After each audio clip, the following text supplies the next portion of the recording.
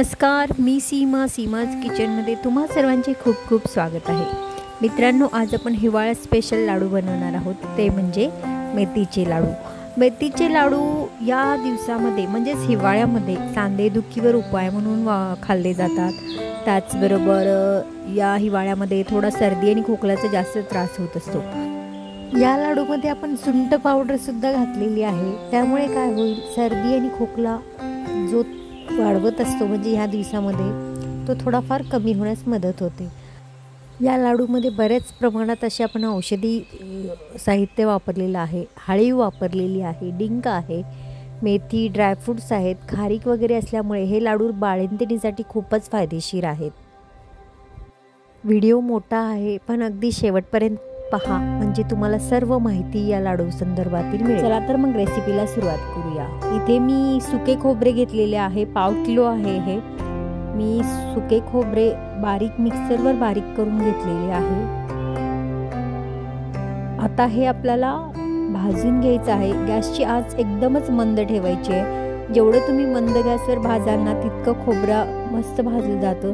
त्याचबरोबर हे लाडूमध्ये आपण घालत आहोत आणि हे लाडू जवळपास महिना ते 2 महिने टिकतात. आणि मी जे प्रमाण घेतलेले आहे याच्यामध्ये छोटे छोटे असे जवळपास 70 लाडू तयार होतात. आता हे जे आपण खोबरं भाजत आहोत ते अगदी मंद आचेवर भाजायचे. थोडंसंच किंचित लालसर होईपर्यंत आपल्याला हे भाजून घ्यायचं आहे. जेवढं तुम्ही खोबरं भाजाल तितकं ते लाडूमध्ये छान होणार आहे आणि लाडू खराबसुद्धा होणार नाहीत. त्यामुळे आपण इथे सुरुवातीला हे खोबरे व्यवस्थित असं भाजून घेऊया. मी इथे मिक्सरवर खोबरं बारीक करून घेतलेलं आहे. तुम्ही हे खोबरं किस रेडीमेड असेल तो सुद्धा वापरू शकता किंवा किसणीवर किसून सुद्धा वापरू शकता. पहा, खोबऱ्याचा कलर थोडासा चेंज होत आलेला आहे. जवळपास आता आपलं हे खोबरं भाजून होत आलेलं आहे. आता याला आपण थोडंसं साईडला काढून ठेवूया थंड होण्यासाठी.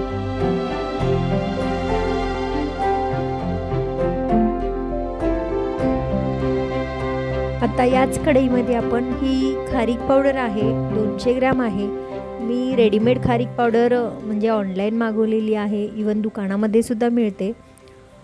जर तुम्हाला घरच्या घरी खारीक पावडर तयार करायची असेल तर खारीक आणून उन्हामध्ये वाळवून घ्यायची चांगली आणि त्यातील बिया काढून टाकायच्या आणि लगेचच मिक्सरवर बारीक करून घ्यायची. ही खारीक आपण अजिबात फ्रीजमध्ये ठेवायची नाही. फ्रीजमध्ये जर ठेवलं तर खारीक एकदमच कडक होते आणि अजिबातच बारीक होणार नाही. त्यामुळे उन्हात फक्त वाळवून तुम्ही ही पावडर मिक्सरवर करू शकता. आता आपल्याला ही जी खारीक पावडर आहे ती एकदम लो गॅसवर थोडा वेळच भाजून घ्यायची आहे. अगदी थोडीशी गरम होईल इतपत आपल्याला भाजायची आहे, जास्त वेळ भाजून घ्यायची नाही आहे. पावडर भाजून झाली, आता आपण ती काढून घेतली. यामध्येच आपण इथे मी 50 ग्रॅम हळीव आहेत. हे हळीव शक्यतो बाळंतिणीसाठी सुद्धा जास्त याची खीर आणि लाडूसुद्धा बनवतात. इथे आपण मेथीच्या लाडूमध्ये सुद्धा वापरत आहोत. याच्यामुळे सांधेदुखी वगैरे खूप प्रमाणात कमी होते. म्हणून इथे आपण या लाडूमध्ये जास्तीत जास्त फायदेशीर लाडू कसे बनतील अशा पद्धतीने बनवण्यासाठी इथे मी हळीचा वापर केलेला आहे. हे सर्व आपण जे साहित्य भाजतोय ते अगदी लो गॅसवर भाजून घेतोय. ही हळीसुद्धा मी लो गॅसवरच भाजून घेते आहे.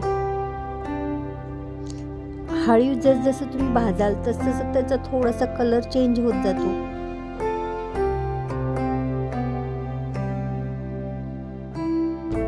आता जी हळीव आहे ती आता भाजून होत आलेली आहे.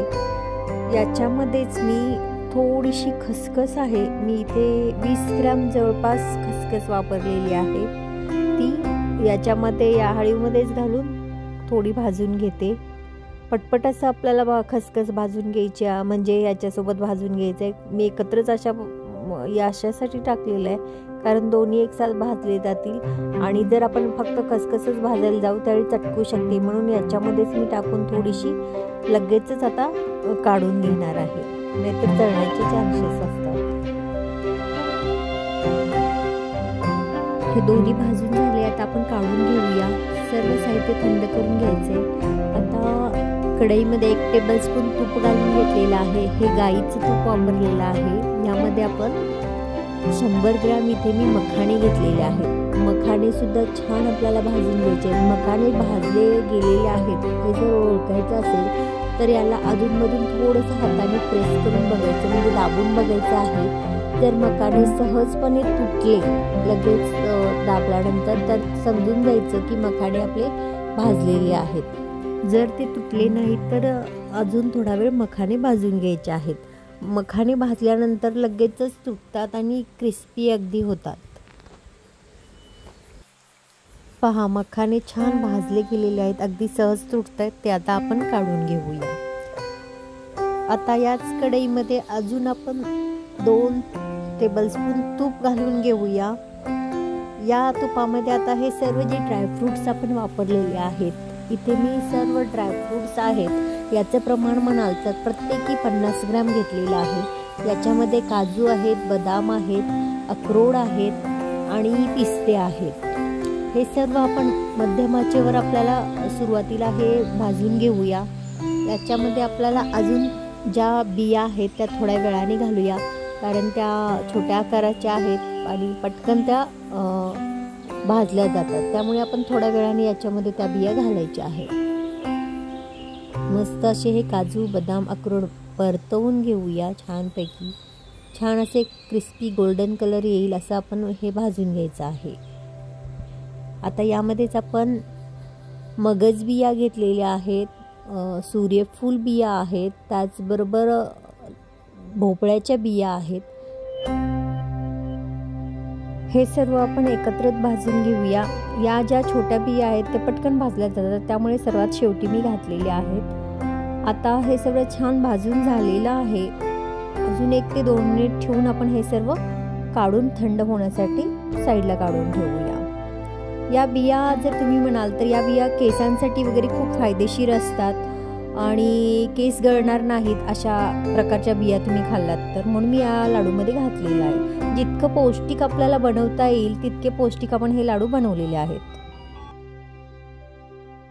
आता यामध्येच आपण 2 टेबलस्पून तूप घालून घेतलेले आहे. तूप चांगले गरम करून घ्यायचं आहे आणि याच्यामध्ये आता आपण डिंक आहे 50 ग्रॅम आपण इथे डिंक घेतलेला आहे. डिंक पहा, बारीक आकारात मी घेतलेला आहे आणि तो डिंक आपल्याला एकदम लो गॅसवर अगदी पूर्णपणे फुलून येईपर्यंत आपल्याला हा तळून घ्यायचा आहे तुपामध्ये. छान उलटपलट करत आपल्याला हे अगदी पूर्णपणे फुलला पाहिजे अशा पद्धतीने हा पूर्ण डिंक तळून घ्यायचा आहे. इथे प्रमाण म्हणाल तर मी इथे 50 ग्रॅम डिंकाचा वापर केलेला आहे. डिंकाचे फायदे म्हणाल तर वजन कमी करण्यासाठी उपयुक्त फायदेशीर आहेत. त्याचबरोबर आपलं जे पचनसंस्था आहे तीच सुधारते, रोगप्रतिकार शक्ती वाढते, तसेच गरोदर महिलांना तर जास्त फायदेशीर आहे.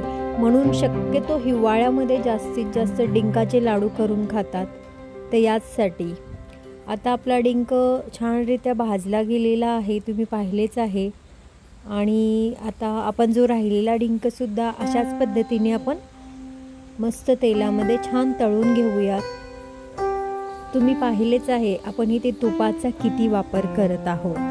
जास्तीत जास्त या लाडूंसाठी जास्तीत जास्त आपल्याला इथे 400 ग्राम तूप लागणार आहे जवळपास, कारण आता हे डिंकासाठी सुद्धा आपण फ्राय करून घेण्यासाठी लागणार आहेत. शिवाय याच्यामध्ये आपण ज्या वस्तू अजून घालणार आहोत त्यासाठी सुद्धा आपल्याला तुपाचा वापर होणार आहे. म्हणजे जवळपास आपल्याला 300 ते 400 ग्राम तूप इथे आपण उपयोगात आणणार आहोत.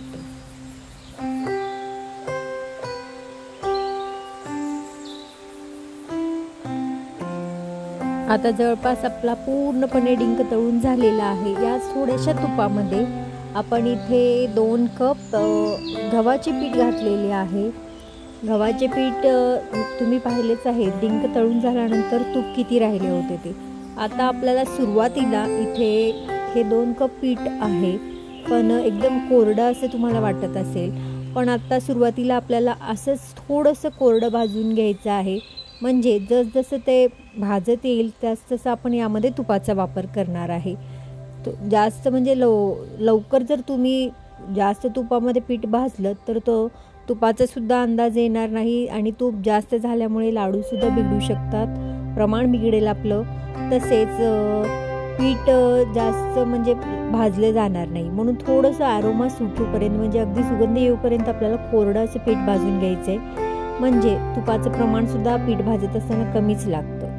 तो पीठ पहा थोडंसं गोल्डन ब्राऊन कलर येईपर्यंत अगदी सुगंध सुटेपर्यंत आपल्याला एकदम मध्यम गॅसवर आपल्याला हे पीठ भाजून घ्यायचं आहे. बरेच जण या गव्हाच्या पिठाऐवजी ते बारीक रवा सुद्धा वापरतात. पहा पीठ अगदी छान भाजून तयार झालेलं आहे. आता आपण हे सुद्धा साईडला काढून ठेवूया. इथे पहा ही 100 ग्रॅम मेथी आहे. ती मी 2 दिवस आधीच तुपामध्ये भिजवून ठेवली होती आणि हा डिंक आपला तळलेला जो थंड झालेला आहे. आता काय करायचं आहे, इथे आपण फक्त हे पावभाजीचं जे स्मॅशर आहे त्या स्मॅशरच्या मदतीने हा डिंक आपण असा बारीक करून घेऊया. मिक्सरवर जर आपण बारीक केला ना खूपच पावडर होते. मला थोडेसे दाताखाली खूप छान असा डिंक तुम्ही लाडू खाल्लात ना थोडंसं क्रिस्पी असं लागलं पाहिजे, म्हणून मी अशा पद्धतीने इथे बारीक करून घेते आहे.